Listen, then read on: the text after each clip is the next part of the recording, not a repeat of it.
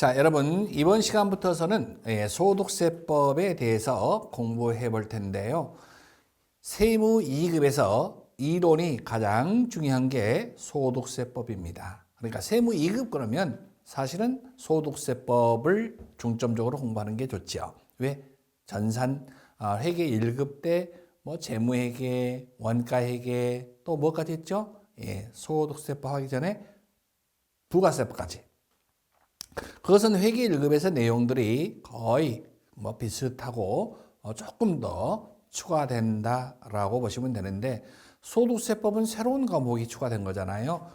그래서 세무 2급에서 가장 중요한 건 소득세법이다. 이 소득은 개인소득세법이에요. 개인이 벌어들이는 소득에 대해서 세금을 매기겠다. 그래서 개인소득세법이에요. 그래서 자, 법인이 벌어들이는 소득에 대해서 과세하는 것은 법인세법이고요.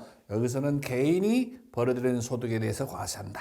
그래서 소득세란 개인이 얻은 소득에 대해서 종합소득, 퇴직소득, 양도소득으로 분류한다. 그래서 소득별로 1년 단위로 과세하는 세금을 의미한다. 개인의 소득에 대해서 부과하는 소득세, 법인에 대하여 부과하는 세금을 법인세라고 한다. 자, 그 다음에 소득의 종류에는 여기서 이제 소득의 종류에는 종합과세되는 소득이 있고 그 다음에 이것을 여러분 별도로 종합과세하지 않고 별도로 따로 분류해서 과세한다. 그래서 분류과세라고 하지요. 그래서 종합과세되는 소득은 바로 이거죠. 이, 배, 사, 근, 연, 기. 자, 이게 바로 이것은 종합과세되는 소득이다. 그래서 다 합산해 과세한다 이 말이야. 종합과세 대상 소득이라고 그러면 합산하여 종합하여 다 합하여 소득이 많은 자에게는 세금을 많이 매기겠다. 그것이 종합과세되는 소득이다. 이렇게 보시면 되겠습니다. 그래서 이, 배, 사, 근, 연, 기. 자, 다 같이 뭐라고요? 이, 배, 사, 근, 연, 기. 이자소득, 배당소득, 사업소득, 근로소득, 연금소득, 기타소득. 이게 바로 우리가 5월에 신고하는 종합과세되는 소득이다. 그럼 이런 소득과 합산하지 않는 것이 바로 분류과세인데 다음 중 종합과세되는 종합소득에 해당되지 아니한 것은 그러면 바로 답은 양도소득과 퇴직소득이다. 자, 양도소득은 양도일로부터 여러분 기준으로 다음 달 2개월 이내에 신고하는 것이다. 양도한 날 2개월 이내 양도한 달에 그다음에 퇴직금 지급은 지급한 후 다음 달 10일까지 신고한다. 그래서 소득세 종류에는 종합과세되는 소득이 있고 분류과세가 있고 분류과세는 양도소득과 퇴직소득이 있다. 자, 여기서 종합과세되는 소득이 아닌 것은 그러면 나같이 무슨 소득이 있다? 양도소득이 있고 퇴직소득이 있다. 그래서 이것은 종합하여 합산하지 않는다. 이 정도만 이해하고 넘어가도 되겠습니다. 자, 과세 방법. 방금 말씀드렸던 것처럼 종합과세 대상은 이, 배, 사, 근, 연, 기. 이렇게 합산하여 과세하는 방식이 종합과세되는 소득이다. 분리과세라는 말을 앞으로 많이 나올 텐데요. 분리과세라고 하는 것은 세금을 떼고 종결시키는 거예요. 이것을 완납적 원천징수, 전문적인 용어로 완납적 원천징수라고 표현합니다. 완납적 원천징수. 기간별로 합산하여 과세하지 않고 소득이 지급될 때 소득이 지급될 때 원천징수로서 원천징수라고 하는 것은 세금을 징수한다. 세금을 걷어들인다. 그러니까 소득을 지급할 때 세금을 띄어서 과세를 끝내버린다. 그러니까 분리과세 대상이다. 그러면 종합소득에 합산하지 않는다. 소득, 예를 들어서 이자 같은 경우는 14% 세금을 띄고 끝내버리는 거지 종합소득에 합산하지 않는다. 이런 얘기예요. 그래서 분리과세는 앞으로 많이 들어볼 텐데 완납적 원천징수라고 표현하고 원천징수로서 과세를 종결하는 것, 그것을 분리과세라고 표현하고 또 다른 말로는 완납적 원천징수라고도 한다. 완납적 원천징수. 예납적은 의미가 없고 완납적 원천징수가 중요하죠. 자, 그다음 여기서 이제 우리가 이제 그 완납적 원천징수 금융소득이 2천만 원. 금융소득은 얼마? 2천만 원은 분리과세. 그러니까 여러분들이 이자와 배당소득이 2천만 원 이하다. 그러면 종합소득이 합산하잖아요. 이건 분리과세예요. 지금 우리가 분리과세를 얘기하는 거였죠. 분리과세. 세금 띄고 끝내버리는 거다 이 말이야. 만약에 종합소득이 합산한다 그러면 2천만 원이 초과됐을 때만 다른 소득과 합산한다 이런 얘기예요. 사적연금은 1,200만 원까지 선택적으로 분리과세를 할 수 있고 로또 그 다음에 여러분 로또 복권 말하는 거예요. 복권 무조건 분리과세에 해당됩니다. 그 다음에 일용직 근로소득도 무조건 분리과세입니다. 무조건 분리과세. 자, 여기서는 분리과세 금융소득 2천만 원 이하. 그 다음에 사적연금은 선택할 수 있어요. 종합소득 분리과세 선택할 수 있고 로또 무조건 분리과세입니다. 그 다음에 일용직 근로소득. 그 다음에 무조건 분리과세다. 그리고 기타 소득금액이 300만 원까지는 분리과세를 선택할 수 있다. 유리한 쪽으로 선택해서 할 수 있다. 이런 얘기예요. 자, 분리과세 완납적 원천징수고 세금 띄고 종결 끝내버린다. 이게 완납적 원천징수다. 얼마까지는? 자, 2천만 원까지 분리과세다. 그 다음에 일용직 근로소득. 그 다음에 분류는 또 뭐냐? 분류하고는 달라요. 분류는 좀 전에 말씀드렸던 퇴직소득과 양도소득은 종합소득처럼 합산하지 않고 각각 별도의 세금을 구하는데 이를 따로따로 분류해서 세금을 구한다고 해서 분류과세라고 한다. 예를 들어서 여러분 퇴직소득과 양도소득은 종합소득에 합산해버리면 세금을 내야 하는 우리들의 세금을 내야 하는 것들이 근로자들에게 세금 내야 하는 게 많아지기 때문에 별도로 우리 근로자들을 위해서 따로따로 세금을 분류해서 한다 해서 분류과세라고 한다. 이자, 소득, 배당, 사업, 근로, 연금, 기타는 다 같이 무슨 소득이다? 종합소득이다. 사업소득을 제하고 일정 조건이 충족 시 분리과세. 이제 이 속에는 분리해서 각각의 분리소득은 있다. 분리하는 거. 그다음에 분류는 여러분 퇴직과 양도소득이 분류과세다. 이렇게 보시면 되겠습니다. 자, 퇴직소득의 경우에는 입사부터 퇴직 시까지 장기간 형성된 소득이라는 점과 향후 노후 대비를 위한 소득이므로 소득세 부담을 경감시켜주기 위하여 도입되었다. 어떤 거? 퇴직소득은 왜 분류과세인가를 설명하고 있어요. 근데 여러분들 퇴직금이 예를 들어서 30억을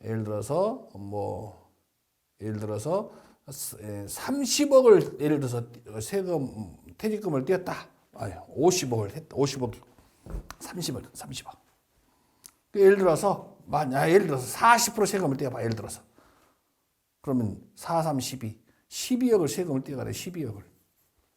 그러니까 너무나 많이 세금을 떼가면 안 된다. 그래서 여기서 장기간에 형성된 소득이므로 이렇게 소득을 많이 세금을 떼지 않게끔 하기 위해서 별도의 방법으로 분류 과세 방법을 채택하고 있다.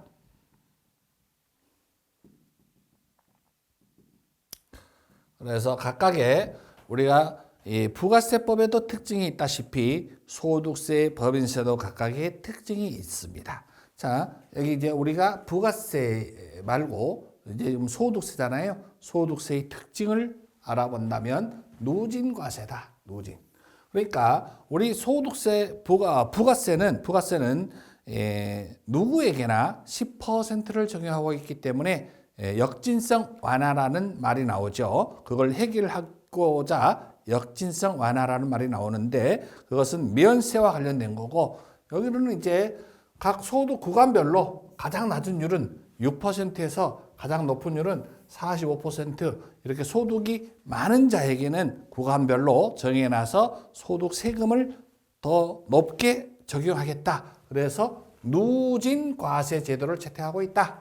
이렇게 보시면 되겠습니다. 소득 원천설이라고 하는 것은 계속적이고 반복적으로 생기는 소득에 대해서 과세하겠다 이런 얘기예요. 그러니까 계속적이고 반복적인 소득에만 과세하지 비반복적, 일시적이고 비반복적인 소득에 대해서는 과세하지 않는 게 원칙이죠. 왜? 여기서는 계속적이고 반복적인 소득에만 과세하겠다. 그게 바로 소득 원천설입니다. 그러니까 일시적이고 우발적인 소득은 과세하지 않겠다. 그러나 기타 소득에 대해서는 과세한다. 라고 되어 있는데 자 여기서는 계속적이고 반복적인 소득에만 과세한다. 그게 원칙이에요. 그리고 일시적이고 우발적인 소득에 대해서는 과세하지 않는다. 이게 뭐라고? 소득 원천설.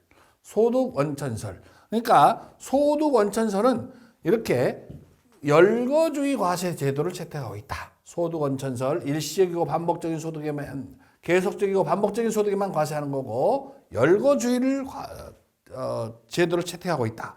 열거주의라고 하는 것은 우리가 각각 세법에서 이자 그러면 이자 소득은 어떤 거에 이자 소득이에요? 다 나열되어 있어요.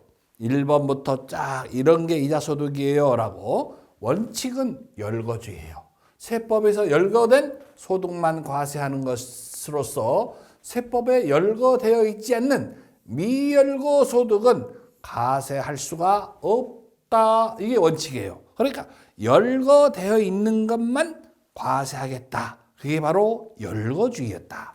그래서 하지만 금융소득에 대해서는 세법에 열거되어 있지 않아도 유형이 비슷하면 과세할 수 있는 여기 바로 이제 여러분들 요거까지 알아놔야지. 일부 유형별 포괄주의를 채택하고 있다.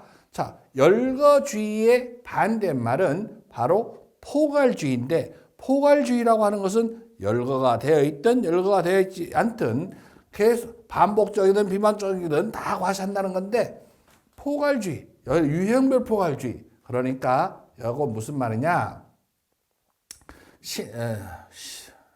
신규 새로운 신종 금융상품, 새로운 금융상품이 나오면 금융상품에 대해서는 신종 금융상품에 대해서는 여러분 이 세법이 열거를 하기도 전에 새로운 것들이 막 생겨난다 이런 얘기예요. 그러면은 과세할 수가 없었어요. 예전에는 과세를 할 수가 없었는데 자 지금은 비슷하게 지금 유형별 포괄주의라는 말이 뭐냐면 제일 마지막 줄에 이와 유사한 소득이라고 열거되어 있어요. 그러면 이와 유사한 소득은 다 과세하겠다는 거예요. 그러니까 새로운 금융상품들은 이제는 전체가 다 과세 대상이다. 그래서 여기서는 유형별 포괄주의는 이와 비슷한 소득이다. 그래서 유형이 비슷하면 과세할 수 있다. 그래서 그걸 유형별 포괄주의다. 이렇게 보시면 돼요. 유형별 포괄주의.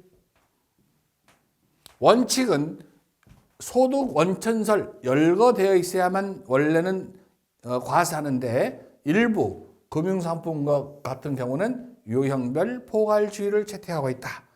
개인별 과세가 원칙이다. 개인별 과세.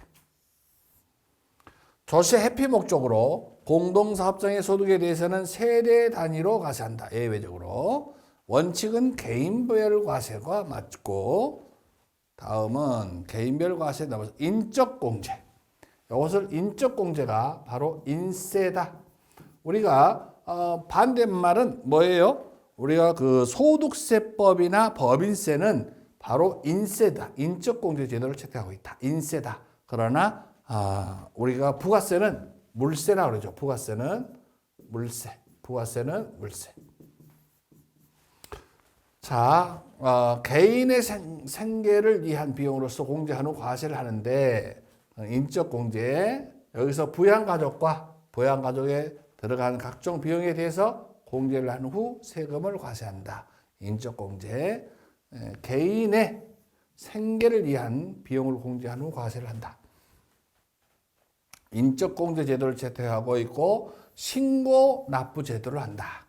우리가 소득세는 우리가 스스로 신고를 하게 돼 있죠. 납세 의무자가 확정 신고로 과세 표준과 세액이 결정된다. 소득이 있는 자는 다음 연도 5월 31일까지 우리 모두 소득세 신고를 해야 합니다. 5월 말까지 1년 동안 벌어들인 소득에 대해서 1월 1일부터 12월 31일까지 벌어들인 소득에 대해서 다음 연도 5월 30일까지 종합소득 신고를 해야 된다. 그런데 우리는 안 하는 사람이 있다면 그냥 우리는 안 해도 되는 경우이기 때문에 그렇다. 예를 들어서 근로소득만 있다면 연말정산을 통해서 하기 때문에 할 필요가 없는 경우이기 때문에 안 한 거고, 좀 전에 이야기했다시피 2배, 4근, 연기 이러한 소득이 있다면 종합과세되는 소득이기 때문에 확정신고를 해야 된다. 원천징수 제도란 소득이 발생하면 소득에 대해서 세금을 징수해야 된다. 원천징수라고 하는데 거기에는 완납적 원천징수가 있고 이제 예납적 그냥 선납 선급 선납 먼저 납부하는 거 이런 경우인데, 자 여기서는 중요한 게 소득 발생 시 원천 납부를 통해 납세 의무가 완전히 종결되는 것, 이게 바로 분리과세에 대한 내용이다. 굳이 예납적은 의미 없다. 자, 여기서 중요한 건 완납적 원천징수가 중요하지, 예납적은 미리 이거 내놓은 거 있어요? 그것밖에 안 돼요. 그래서 이것은 연말정산을 통해서 확정된 거다라고 보시면 되겠습니다. 그래서 여기서는 예납적, 완납적 원천징수가 중요하다. 소득세의 납세 의무자와 과세 기간, 납세 의무자 그러면 거주자와 비거주자로 구분하는데, 거주자란 우리나라 국내에 주소가 있거나, 주소가 있으면 거주자요. 주소가 없어? 알았어. 그러면 183일 이상 살았느냐라고 보는 거예요. 이게 이제 1년에서 6개월 중에서도 날짜가 183일 이상 살았다면 우리나라 거주자라고 보는 거예요. 국내외 모든 소득에 대해서 과세하고자 거주자와 비거주자를 구분하는 이유는 우리나라에서 벌어들인 것뿐만이 아니라 외국에서 벌어들인 것까지 다 우리나라에서 과세하겠다. 이게 거주자와 비거주자를 구분하는 이유예요. 만약에 거주자가 아니면 비거주자가 될 텐데 우리나라에서 벌어들인 소득에 대해서만 과세하는 것이 비거주자가 된다. 이렇게 보시면 되겠죠. 그 다음에 과세 기간이 있는데 소득세법의 과세 기간은 무조건 1월 1일부터 12월 31일까지 1년이다. 소득세 신고 기간은 그 다음에 5월, 종합소득 신고를 말하는 거예요. 5월 31일까지다. 원칙은 과세 기간이 1월 1일부터 12월 31일이다.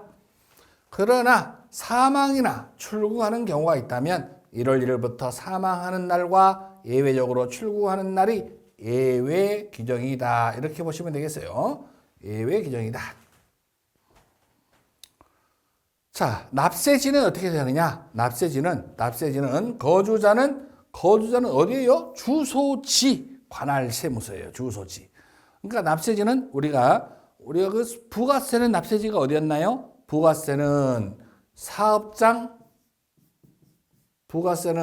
납세지가 어디였다고요? 사업장 관할 세무서. 사업장이 중요해요. 사업장.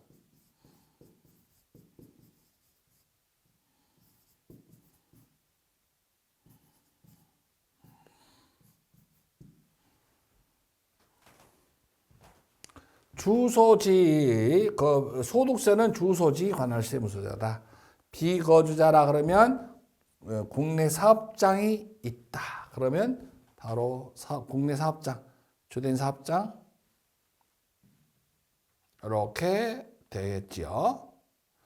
자, 이제 소득세 기본 예제를 한번 볼까요?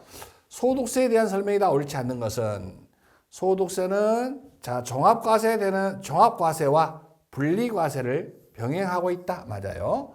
종합과세는 누진과세를 취하고 있다. 누진과세가 뭐예요? 소득이 많은 자에게는 조금 더 높은 세율을 적용한다. 법인격이 없는 단체의 소득은 법인으로 보지 않는 한 바로 개인소득세법이 적용된다. 맞습니다. 자, 이익에 과세되는 것이 아니고 능력에 대해서 능이라고 합니다. 능력에 대해서 잉이 틀렸고요. 능력이에요. 능력. 소득세는 부담할 수 있는 능력에 따라 과세한다. 그래서 소득이 많은 자에는 세금을 많이 매기겠다 이런 얘기예요. 그래서 1번의 답이 4번이 되겠습니다. 다음 2번. 과세 기간에 대한 설명으로 옳지 않는 것 그랬습니다. 일반적으로 소득세의 과세 기간은 1월 1일부터 12월 31일까지 1년으로 한다. 맞습니다. 거주자가 사망한 경우에 과세 기간은 1월 1일부터 외외적으로 사망하는 날. 맞습니다. 출구하는 날까지고요. 폐업하는 자의 사업소득의 과세 기간은 1월 1일부터 폐업일까지로 한다.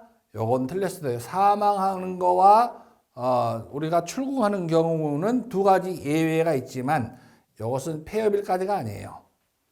자, 무조건 다른 것들은 1월 1일부터 12월 31일까지예요. 왜 그러느냐? 자, 우리가 소득세법에는 사업소득은 여러분